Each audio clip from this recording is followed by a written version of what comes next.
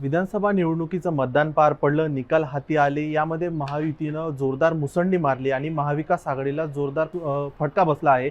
आणि यानंतर आता निकालानंतर राज्यामध्ये मुख्यमंत्री देवेंद्र फडणवीस यांचा शपथविधी पार पडला.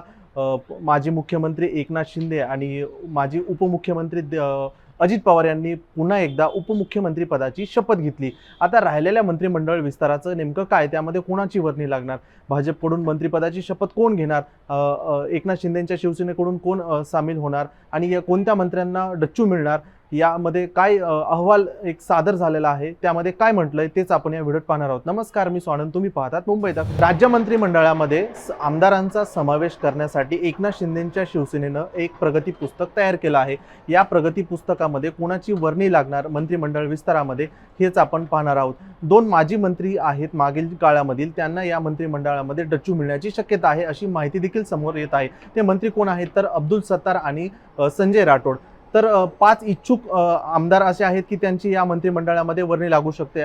तर ते 5 इच्छुक कोण आहेत तर संजय शिरसाट आहेत, भरत गोगावले आहेत, प्रताप सरनाईक आहेत आणि अर्जुन खोतकर आणि विजय शिवतारे हे 5 इच्छुक आहेत, म्हणजे ज्यांची की आता यावेळेस वर्णी लागू शकते.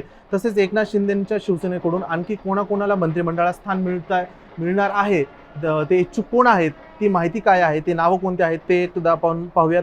गुलाबराव पाटील आहेत, जे की पूर्व पाणीपुरवठा मंत्री राहिलेले आहेत. त्यानंतर उदय सामंत आहेत, ते उद्योग मंत्री होते मागील काळामध्ये. दादा भुसे आहेत, ते नाशिकच्या मालेगाव बाह्यमधून येतात, ते मंत्री राहिलेले आहेत.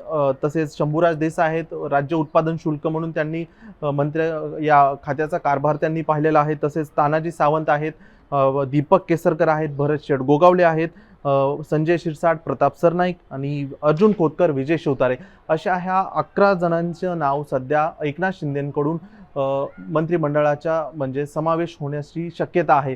तसेच आणखी काही 2-3 मंत्रीपदं सुद्धा एकनाथ शिंदेंच्या खात्याला येण्याची शक्यता देखील आहे अशी माहिती सूत्रांकडून सध्या तरी मिळते आहे. तुम्हाला काय वाटतं, कोणाकोणाचा यामध्ये समावेश होणार हे आम्हाला कमेंटमध्ये सांगा. आणि मुंबई तकवर सर्व विधानसभेच्या निवडणुकीच्या सत्ता स्थापनेच्या अपडेट पाहत राहा, वाचत राहा मुंबई तक.